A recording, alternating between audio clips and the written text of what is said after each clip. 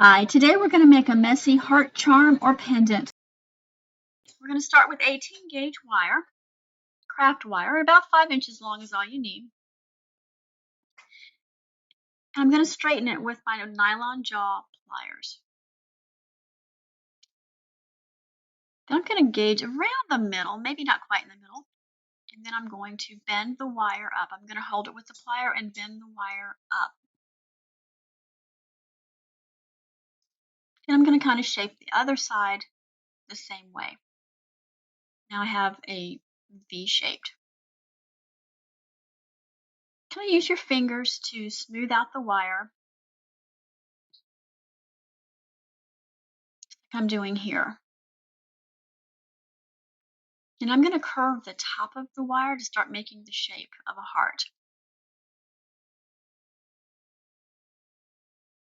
I'm taking a round nose plier, it could be a flat nose plier, but a round nose would work better, and kind of bending it in, just kind of gauging how tall I want my heart to be.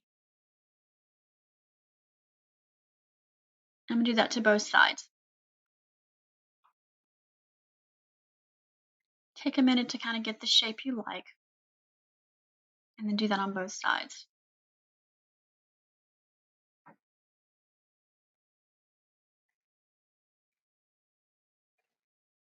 Okay, now we have a heart shape.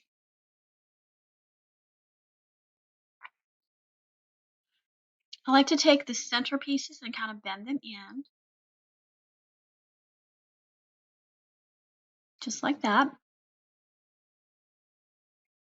I'm going to take my nylon jaw pliers because I want to make sure I don't mar the wire. I'm going to continue to shape this into a heart. I need those center pieces to be really close together because I'm going to wire them shut. And I kind of want those pieces to be the same length. So I'm going to trim it up. Remember, you want the flat side towards your work, and always cover your work when cutting wire so you don't have pieces flying all over the place. Now you have a heart, and I'm going to take 26 gauge wire. This is necessary because it's a very fine wire and it's very malleable. But also remember, every time you work with the wire, it hardens it.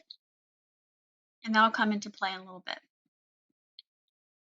I'm going to adjust these just to make sure they're a little closer together because it's a little hard to get started. Make sure you give yourself a tail when you start wrapping. 5 or 6 inches is probably all you need. And I like to push the wire up rather than take the end and push and pull it down. It's not as hard on the wire. I'm going to tighten this up just like that. I'm going to hold it and I'm going to continue to wrap around those center pieces. This is a little fiddly at first, so take your time. And if you need to, use your nylon jaw pliers to make it a little tighter. Again, I'm pushing the wire through rather than pulling from the long end.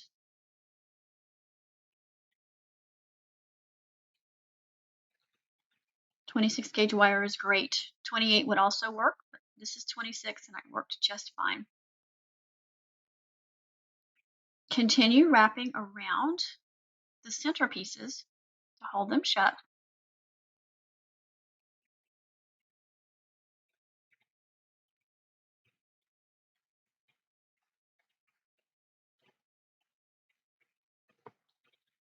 I'm not quite sure about that one, so I'm going to try that again.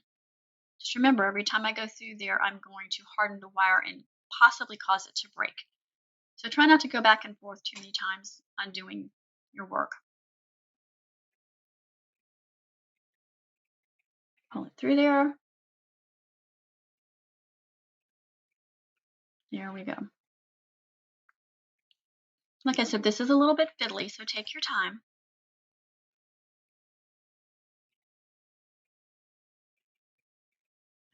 And just wrap. There's no real right or wrong way to wrap it. You're just wrapping it around just to make sure it's secure. This is going to be a messy wrap, so if the wraps are not quite exactly even, it doesn't matter.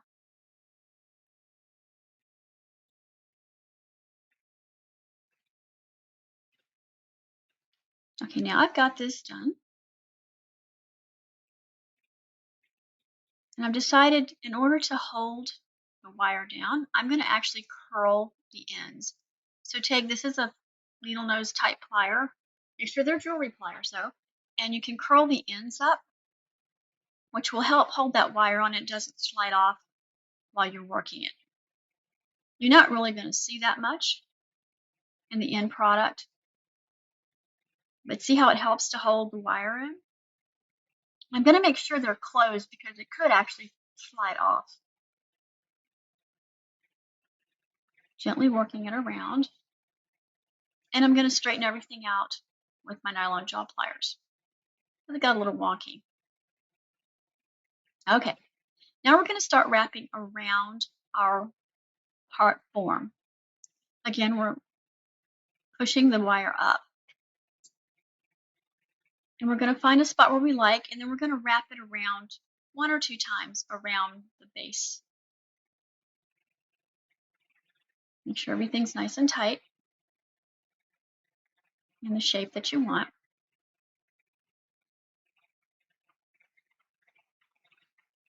And I like those little ends to be pretty much even.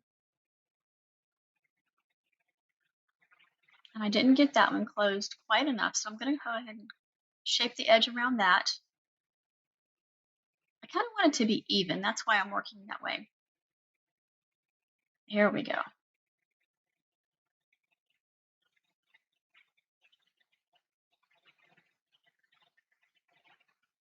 And I need to close up that little loop so the wire doesn't slide off of it.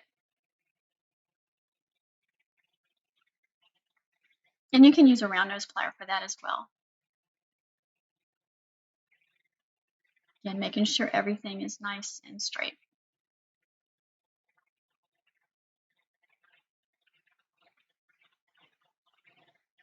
Okay. Now we're going to continue to wrap around our form, pushing the wire up through it and going around at least once, sometimes more than once. That's completely up to you. And I like to take and make sure the wires are close together at this point. I'm going to go to the opposite side and do the same thing.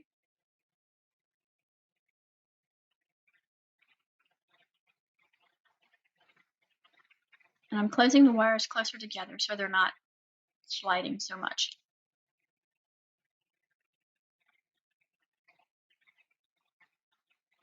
And you can put this anywhere you want. You can wrap as many times or as few times as you like. I like a more random look, so I just kind of zigzag across and back and up and down. If you like that look, you can certainly just leave it right there. I want to create a full messy heart pendant, so I'm just going to keep wrapping. Notice I'm still pushing it through rather than taking the long end and putting it through. Tightening up those little pieces. And I'm just going to wrap. And I'm just looking for places where I think it looks balanced.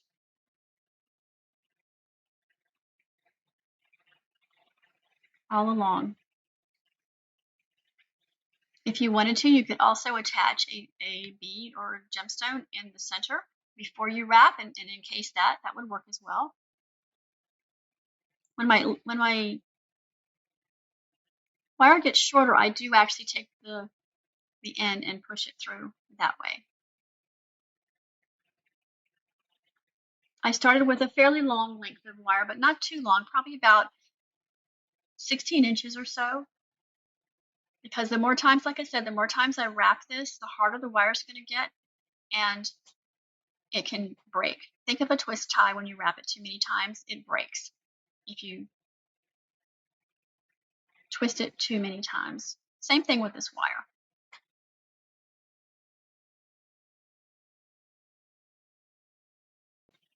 Again, I'm tightening it up with the nylon jaw pliers.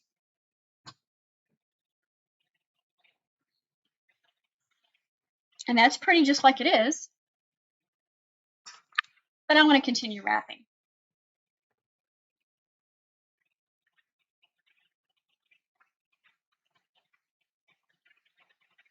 Tightening up those ends just because I want to make sure it's good and tight. And you see I have a short end of a wire here. And what happened there is my wire actually broke. So I'm finishing off that little end. I'm twisting it around a couple of different ways, but you can just keep twisting around as you have been. And I always like to make sure that it ends on the inside because I don't want it to scratch or grab clothing.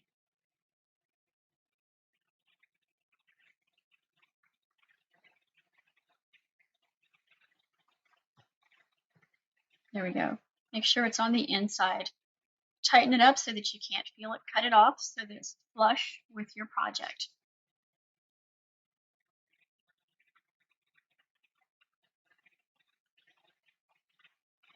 And this is where my wire broke, so I had to get rid of the end that was already wrapped around.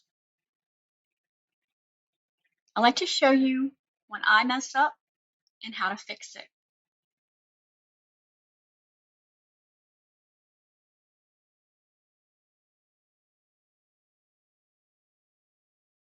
So you don't have to unwrap everything you've already done. Just cut it off where it broke and secure it and then keep going.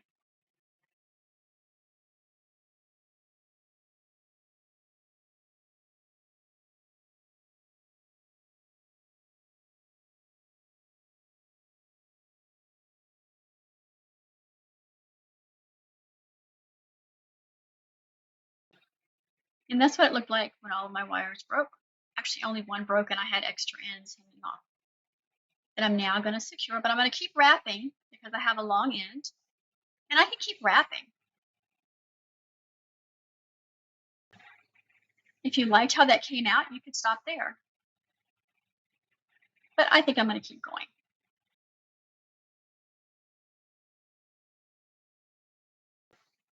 It's a good idea to always tighten those up because they can get a little loose and cause your wire to slide where you don't want it to.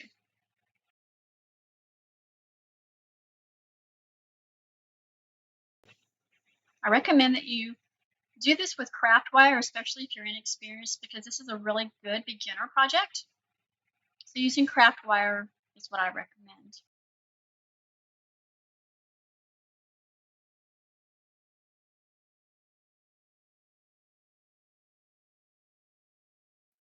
So again, to finish it off, make sure the flat side is towards your work of your cutters, and then you want to make sure that that little end is going to get taken care of.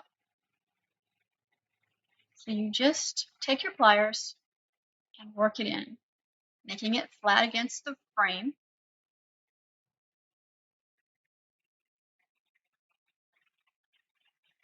Until you can't feel it anymore. You may have to trim it 1 or 2 times. Just make sure you trim really close. And if you trim with the flat side of your cutters to the piece, it will be a closer and straighter cut.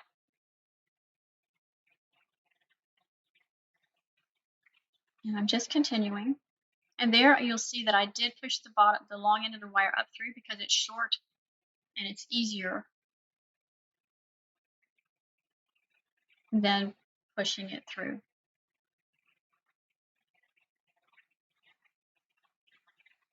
Tightening everything up.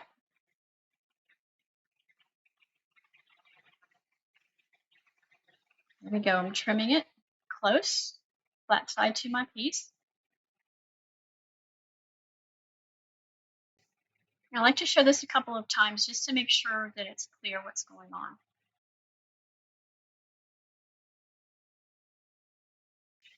Always make sure that it ends on the inside of your project because the more times we wrap, we'll actually be covering that over.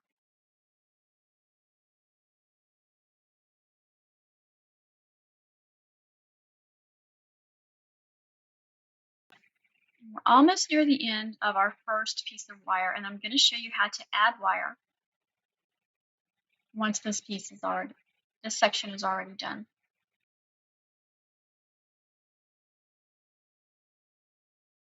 This one I decided to go back around the top portion. So as not to waste wire, I try to wrap as many times as I can so I can use up the wire and not waste it.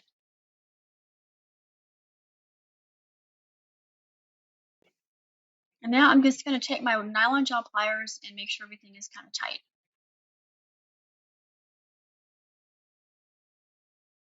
If you have trouble making the wire go where you want with your fingers, go ahead and use your tool to pull it through. These needle nose, flat nose pliers are really good for this. Again, trimming it close.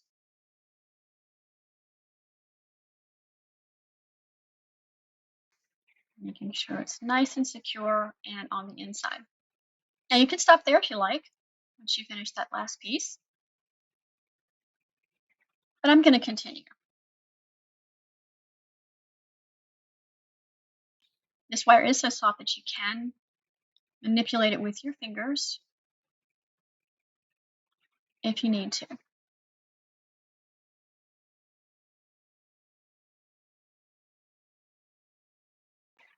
And there's no set design here. I just wrapped however I felt like it. If you like it just like that, you can stop there. But here's how to add more wire. Another length of 16 inches long or so. Find a spot where I want to start. Leave a tail so you have something to hold on to while you're wrapping. And just wrap it around, just like we started.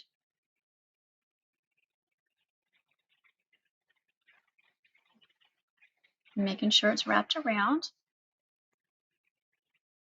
Tighten it up with those pliers.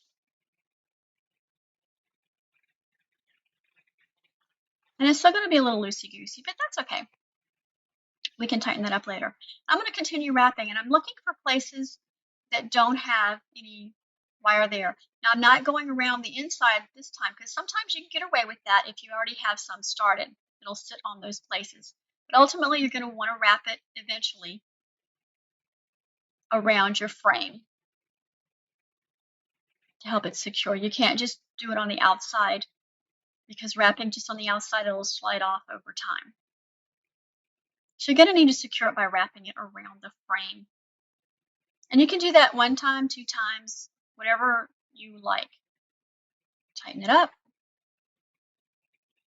and continue wrapping. Again, I'm looking for places that don't already have wire on them, blank spaces, if you will. And I don't have any pattern at all in my mind. I'm just going with it. So it makes this a great beginner project. Pushing the wire up through rather than pulling it from the long end. And at any point, you can stop and say, I'm done. But me, in this particular project, for me, more is more. More is better. And this is just repetitive, but I just kind of want to give you an idea of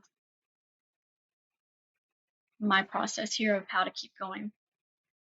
Now, this is where I got it a little tangled up, and that's what can happen if you put it in from the long end.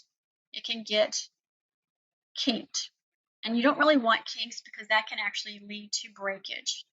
This is a very thin wire, so it breaks somewhat easily if it's bent too many times. So back to pulling it up through rather than pushing it from the top.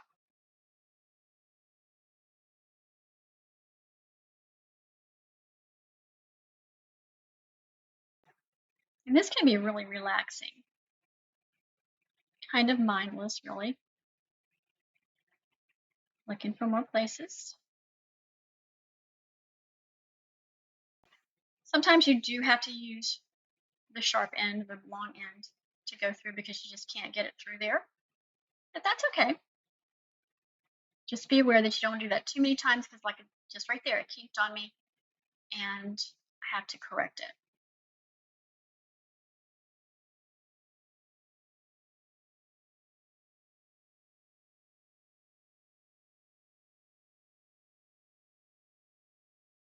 There we go.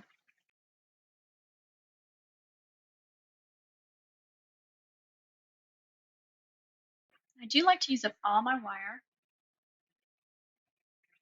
It looks pretty like that, but you guessed it, I'm gonna go for more.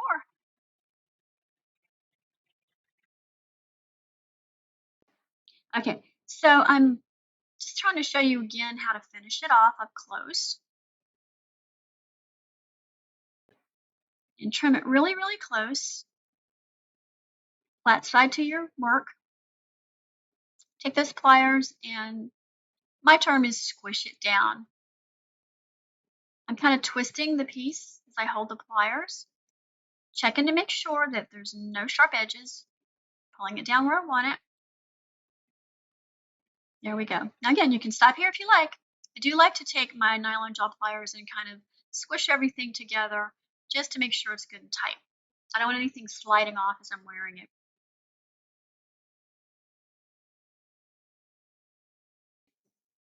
Okay.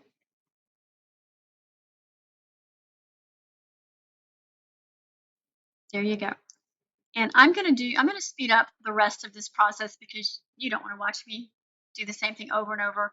I just want to show you that I've built up the layers several times and I had to start new wire a few times, but that's okay.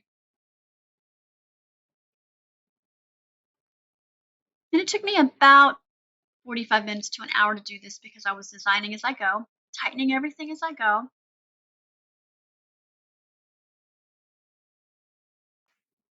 Till it's full. I'm looking for empty spots on my frame to fill in the wire. And now I'm going to show you how to make jump rings so that you can make this a pendant. So I finished everything up. Again, got all those little sharp edges taken care of. And I like to turn this into a pendant. Now you can make wrapped loops for this, but I'm going to show you how to attach a simple jump ring. And actually, I'm going to show you how to make your own jump rings. So there we have our pendant. Everything's nice and tight with the nylon jaw pliers. It's what I call a messy heart pendant. Okay, so to make your own jump ring, you're going to take some 20 gauge wire. Or you could use 18 as well, but you could use 20. I'm going to use a pair of bail making pliers, and I'm going to use the biggest cylinder that I have. And what I'm doing, I'm holding the wire, and I'm actually opening the jaws and turning the spool of wire around it till it's making circles all the way around the jaw of this bail making plier. You could do this with I recommend doing this with something that's the same size all the way down like this. So I'm going to take my cutter. I'm going to cut off from the spool. I'm going to come up right to where it stopped. I'm going to turn the flat side that way and cover it, of course. And now you have a jump ring. Let me show you that again. I'm going to cut it right there, right next to where it stopped. Cover it, and I have a jump ring.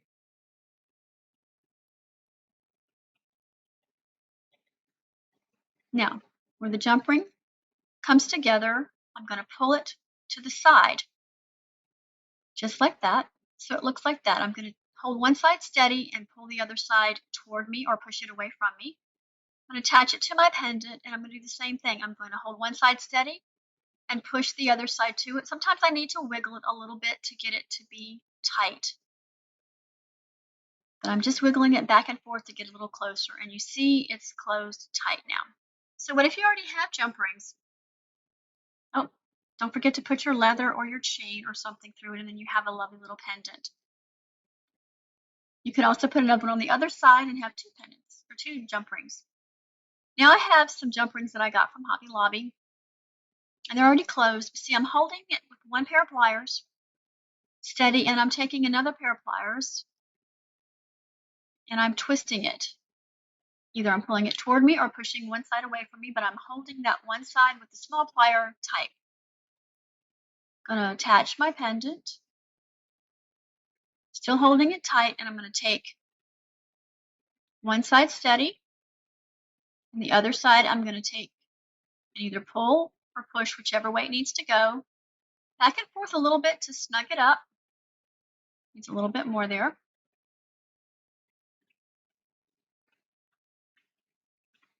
And I'm just wiggling it back and forth to get it into place. And now you can see it's perfectly closed.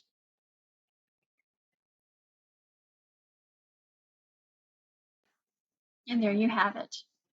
Now I'm going to show you how not to open a jump ring. Don't ever pull it from side to side till it comes into a C shape. That does not work. Always hold it steady with one hand or one pair of pliers and pull it towards you or push it away from you. I generally pull it toward me, but you can push it away as well. That is the proper way to open a jump ring.